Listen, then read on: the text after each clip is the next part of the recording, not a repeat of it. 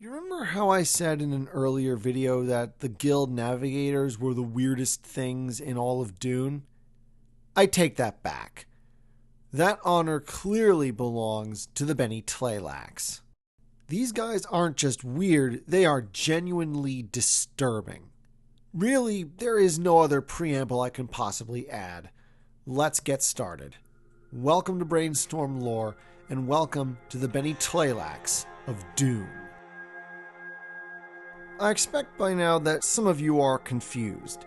After all, most people who are aware of Dune but are not Dune fans themselves mostly know of it through the David Lynch film, which is adapted from the first book. And the Bene Tleilax simply do not appear in Book 1. They're not even mentioned. The only appearance of the Bene Tleilax outside of the books themselves is the low-budget sci-fi Dune miniseries. And even then, only the first episode of the second season do they feature in a major role. If anything, the origins of the Bene Tleilax are scantier than all the other factions that I've covered thus far. We don't know where they came from, we don't know what made them the way they are, and they don't even have any involvement with the Butlerian Jihad, at least no significant one anyway.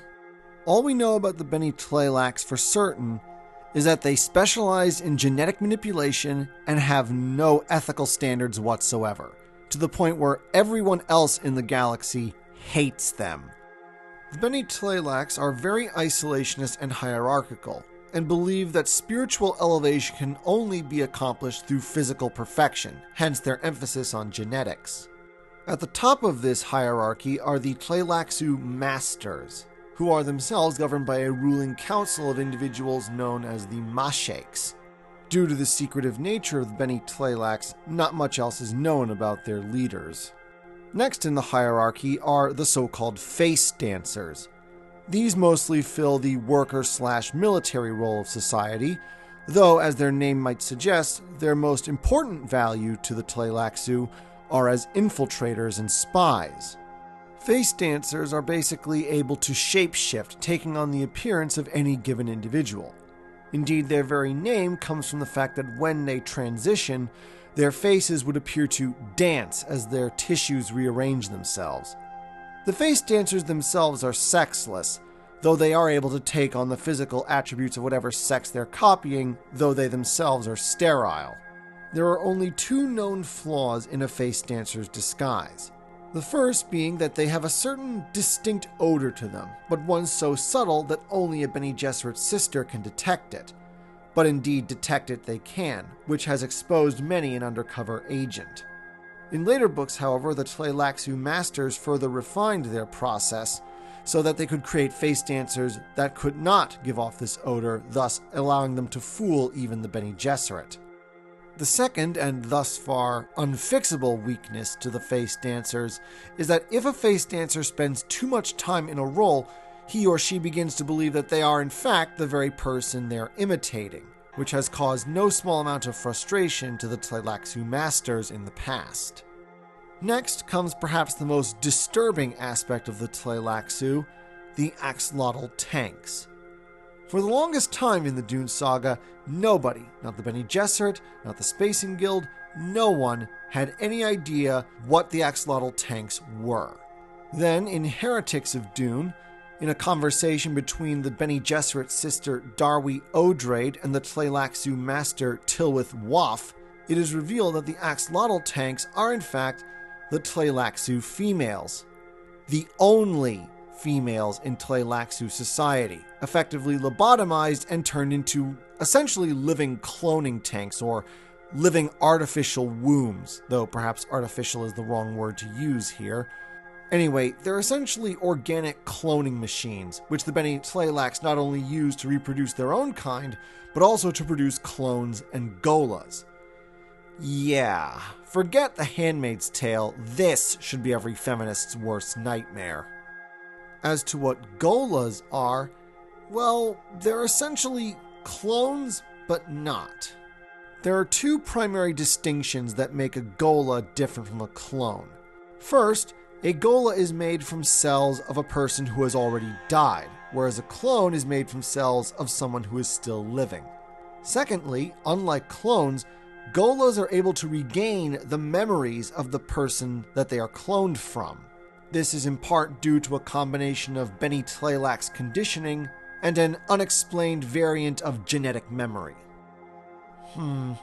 Perhaps this subject requires a bit more elucidation. In that case, let us turn to the case of Duncan Idaho, swordmaster, former retainer of House Atreides, who was brutally killed by the Harkonnens in the first book, taking no less than 17 of the Emperor's most elite troops, the Sardaukar, with him and enabling the escape of Paul and his mother Jessica. In my Spacing Guild and Bene Gesserit videos, I briefly mentioned a plot to get rid of Paul Atreides in Dune Messiah. I've saved it until this one because even though the previous two factions were key players in the plot, the Bene Tleilax were the most essential component of the plan, which involved creating a ghola of Duncan Idaho. You see, at the time of Dune Messiah, it wasn't yet confirmed whether or not gholas could regain their memories, though the Bene Tleilax had long suspected that this was possible. The ghola, let's call him Duncan II, was presented to Paul as a gift with the anticipation on the Bene Tleilax's part that he would, in fact, regain his memories, and that Paul would be made aware of this possibility. Once this was done, their plan was to kill Chani, Paul's beloved, and then force him to abdicate in exchange for a ghola of her.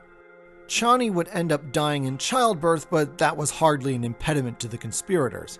In the end, Paul did refuse their offer, though he did abdicate, for reasons that will be addressed in the next video. As for Duncan II, with his memories and loyalty to House Atreides restored, he would go on to have a relationship with Alia, Paul's sister, who went on to serve as regent after his abdication. In Children of Dune, however, Duncan had to turn against Alia, one, because she took another lover, and two, because she was starting to go crazy from being possessed by the ancestral memory of the Baron Harkonnen. Duncan II ultimately met his end when he provoked the Fremen leader Stilgar into killing him, knowing that it would turn the Fremen against Alia's rule in order to protect Paul's children. But it seemed that House Atreides was not quite done with their favorite swordmaster. After Leto II ascended to the throne, he just ordered the Tleilaxu to make him another one. And when that ghola died, he simply ordered another one, and then another, and then another. For over 3,000 years, Leto just kept on having new Duncans made to replace the ones that died. And even after Leto himself died, the Bene Gesserit just picked up where he left off. By Heretics of Dune, the newest Duncan ghola, we'll just call him Duncan 9000, was mentally 6,000 years old. Potential mental issues aside, though, Duncan 9000 would ultimately play a pivotal role in the conflict between the Bene Gesserit and their sort of splinter group, the Honored Matres. His most important role being the capture of a young Honored Matres named Murbella, whom the Bene Gesserit were then able to convert to their side. Murbella would go on to be nominated the next Reverend Mother Superior of the Bene Gesserit, and would later kill the leader of the Honored Matres, which by their own rules made her their new leader as well. Thus, the two orders were united. As for the Bene Tleilax, they were all but decimated by the Honored Matres, though at least one of their masters was able to survive and retain enough genetic material that he was able to rebuild his culture by cloning.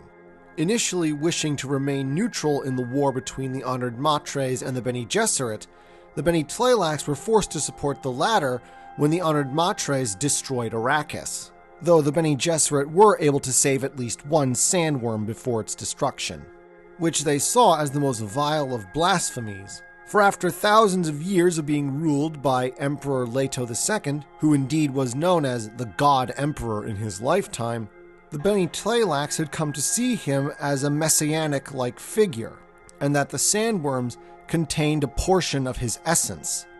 In fairness to the Tleilaxu, they weren't entirely wrong on that last count. But that will have to wait for next week's video.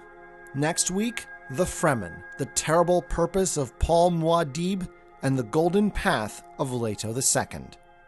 Until then. Thank you for watching.